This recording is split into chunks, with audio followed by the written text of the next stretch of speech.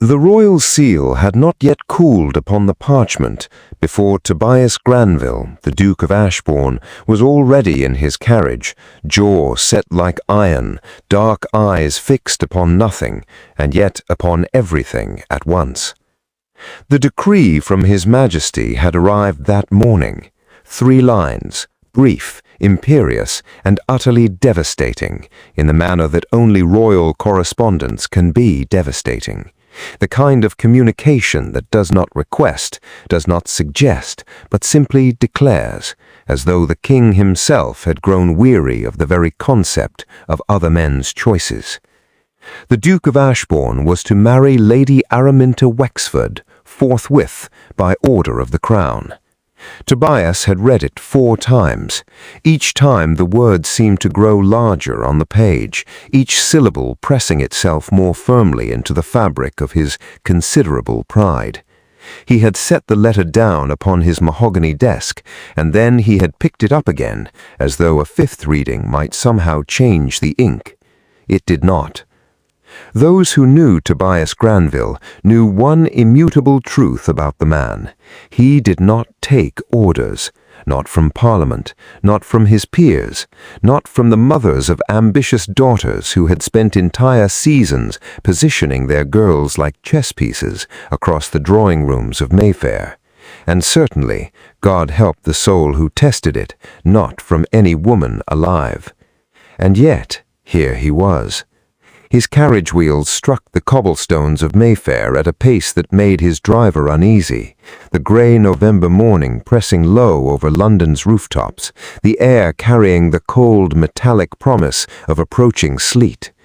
Inside the carriage, the Duke's breath came controlled and deliberate, the particular breathing of a man working very hard at not showing fury. He had told himself somewhere between breakfast and the 4th reading of the decree that he knew precisely what he would find at Wexford House, a weeping girl, freshly informed of her fate by an equally tearful mother, relief beneath the distress, perhaps, for what ambitious family would not privately celebrate a duke. Gratitude, certainly, the clinging, simpering kind, the kind that makes a man feel the full, suffocating weight of being wanted not for himself, but for his title and his acres. He had steeled himself magnificently. He was entirely, catastrophically, and rather instructively wrong. The drawing-room of Wexford House was warm and low-lit, the kind of room that remembered better seasons with quiet loyalty. Beeswax candles burned in clusters upon the mantelpiece, their amber light pressing softly against cream-papered walls hung with modest watercolors. A fire crackled low in the hearth, casting long gilded shadows across the Turkish rug. The air smelled of winter roses, a slender arrangement of pale blush blooms standing in a crystal vase near the window, and beneath it something older, quieter, books, a home that read. And beside the fire, entirely at her leisure, one slippered foot tucked beneath her with the unself-conscious ease of a woman in her own private world, sat Lady Araminta Wexford. She was reading, not pretending to read, not manufacturing an attitude of composure for his benefit. She was genuinely, peacefully mid-sentence, and she finished it before she looked up. When those grey eyes finally rose to meet his, pale and clear as winter sky before the first snowfall, carrying not a single trace of alarm, they held no fear in them, no flutter, no performance of maidenhood interrupted. They held, if the Duke was forced to name the thing honestly, mild amusement. "Your Grace," she said, and her voice was the texture of good silk, smooth, unhurried, carrying no excess weight. "I wondered when you would arrive. I confess I expected you rather sooner." Something shifted beneath the Duke's composure, a small thing, a crack no wider than a hairline fracture in expensive porcelain, but present nonetheless, and felt. "You have read the King's decree," he said. It was not a question. "I have," Araminta replied, setting her volume aside with the deliberate, unhurried grace of a woman who has never been startled by anything in her 23 years upon this earth. I received my copy some 2 days past. 2 days. 2 entire days this woman had possessed the same knowledge that had sent him hurtling across London in barely controlled fury, and she had not sent word, not fainted, not dispatched frantic correspondence to country relations begging for intervention or rescue or the mercy of delay. She had simply sat by her fire and read poetry. The Duke crossed the room in 4 strides. He was not a small man, and his presence filled spaces the way storms filled harbors, not by effort, but by sheer inevitability. He stood before her with the full, considerable weight of his displeasure radiating from him, like heat from a forge in full work. "I want you to understand, Lady Araminta," he said. His voice dropped to that particular register which had on more than one occasion caused men of Parliament to reconsider positions they previously considered unassailable, "that I intend to contest this arrangement with every resource at my disposal." Araminta tilted her head the barest fraction. The candlelight found the auburn warmth threaded through her dark hair, found the faint, unhurried curve of something that was not quite a smile upon her lips. "Do you?" she said, and her voice was the texture of good silk, smooth, unhurried, carrying no excess weight. "Given the Cambertton affair, I mean." The Duke went very still. 3 words, and in them the quiet, devastating evidence that this woman had not spent her 2 days in idle repose. She had spent them in preparation. The Cambertton affair. It was the reason, of course it was the reason, why the king possessed leverage sufficient to issue such a decree at all. The previous autumn, Tobias Granville made a powerful and patient enemy of Lord Cambertton, whose unmarried sister had been publicly, if unintentionally, humiliated by the Duke's refusal of a long-standing social understanding. The slight had fermented into grievance. The grievance had ripened into whispered scandal. The scandal had found its way, as all London scandals inevitably did, to the palace, carried on the lips of those who made it their profession to carry such things. And the king, never one to waste a convenient instrument of correction, had found the perfect means to restore order and remind his most arrogant duke that a coronet, however ancient, was in the end still a gift from the crown. He was to marry Lady Araminta Wexford, a woman of impeccable name, modest fortune, considerable education, and, as was becoming alarmingly apparent with every moment he spent in her presence, a composure that could have shamed a marble statue into self-doubt. "You have done your research," the Duke said at last. "I always do my research, Your Grace," Araminta replied, and there was in her voice something that was not smugness precisely, but rather the quiet satisfaction of competence acknowledged. "It saves one the considerable inconvenience of being surprised." She rose then, fully, and he saw her, truly saw her, for perhaps the first time, in the light of something other than his own resistance. She was not a conventional beauty by the cold arithmetic of the fashionable world. She did not possess the rose-petal softness that the season's watercolor portraits worshipped, nor the dewy, wide-eyed appeal that sent young men circling drawing-rooms like moths around candle flame.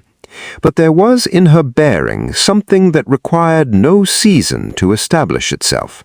Her spine was straight without stiffness, her chin lifted without arrogance.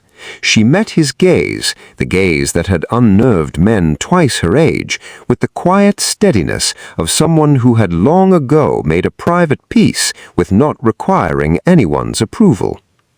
She was, he realized, with the peculiar, unwelcome clarity of an intelligent man encountering something he cannot immediately categorize, formidable.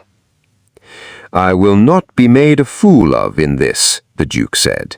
The words came rougher than intended, and beneath the arrogance, if one listened closely enough, something raw stirred, something older than pride. The sound of a man not merely guarding his consequence, but something deeper and more private than consequence had ever been.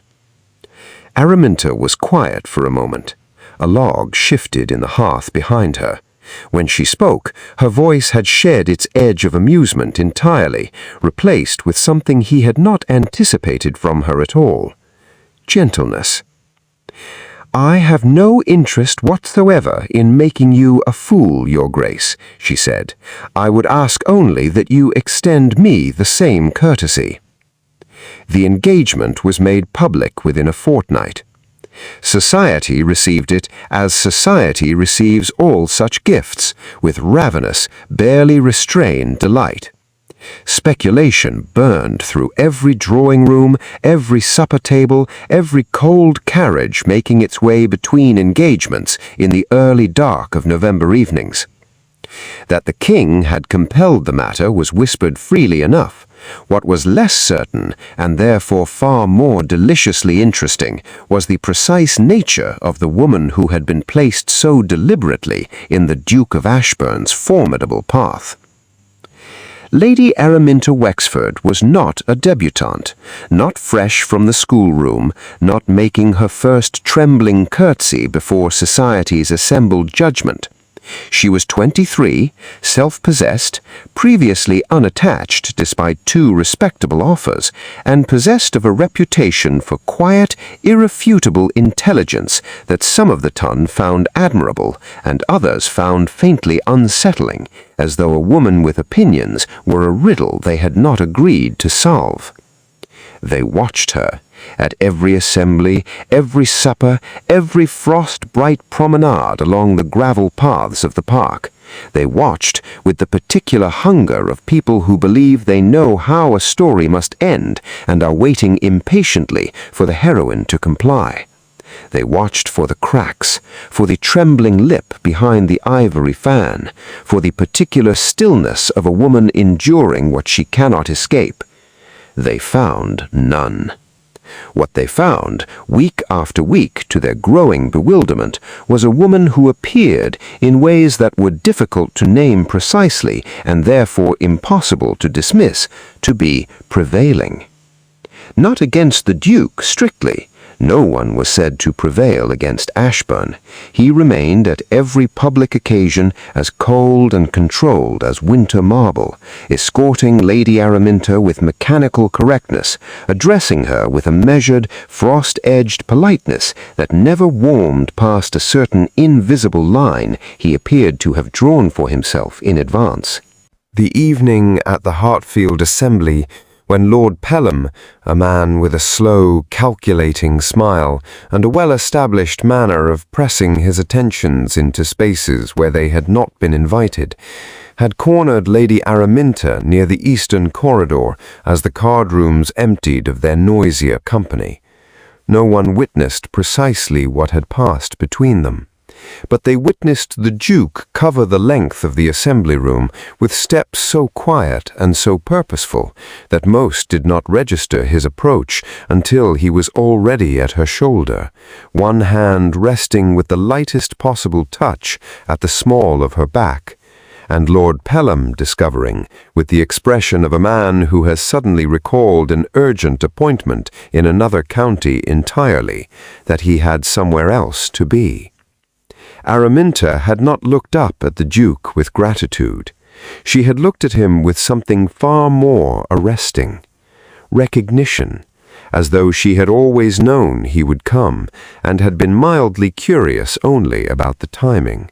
It was 3 weeks before the wedding, on an evening when the wind worked at the tall windows of Ashbourne House like a persistent, unwelcome caller, and the fire in the library burned amber gold against dark shelves, crowded with the leather-bound accumulation of 4 dukedoms worth of learning, that the armor finally broke.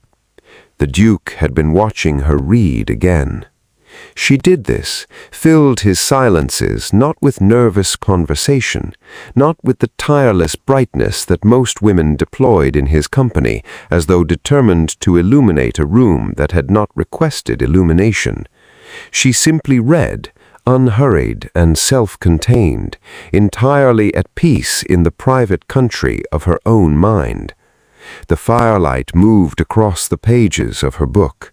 A cold draught found its way beneath the door and stirred the hem of her gown, the pale silk shivering in the dark air, and she did not notice or did not mind. He found it, against every intention he had carried into this room and this arrangement, transfixing. "Why did you refuse the others?" The question left him before he had quite decided to ask it. His voice came out rougher than he would have chosen, the voice of a man who does not often ask questions, because he does not often permit himself to want answers. Araminta did not look up immediately. She held the question in the silence first, turning it the way one turns a thing in lamplight to see all its surfaces.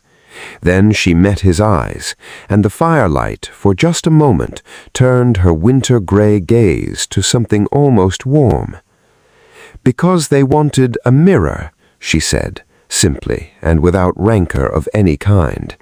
A woman whose sole function was to reflect their own consequence back to him, polished, agreeable, devoid of any opinion that might cloud the surface. "I have no talent for reflection, Your Grace." The ghost of her almost smile moved across her face. "I am afraid I am quite solidly myself." The Duke was quiet for a long time. Outside, the wind pressed harder against the glass, and the candle nearest him guttered and steadied, and guttered once more. "And what?" he said at last. The question cost him something she could hear. She heard the cost of it, and did not pretend she had not. Araminta closed her book. For the second time in his company, she set it aside and gave him her full, unhurried attention. And he understood, with the sudden, wordless certainty of a man who has spent 32 years managing not to understand such things, that there was more genuine intimacy in that small gesture than in anything he had been offered in a very long time. "You," she said quietly, "you have not yet decided what you want. You are still contesting the matter somewhere inside yourself, fighting the decree not because you truly wish to be free of it, but because surrender has never been a language you have permitted yourself to learn." The luminous, unhurried patience of her expression was almost unbearable. "But I believe you are beginning to arrive at something, Your Grace. I have been watching." He crossed the library without deciding to. He stood before her before the thought was complete, close enough to feel the warmth she carried, close enough to catch the signature of winter roses that followed her like a quiet, faithful companion. "I did not want this marriage," he said. It was the most honest sentence he had spoken aloud to another living person in as long as he could honestly recall. "I know," she replied. "I may have been—" He stopped.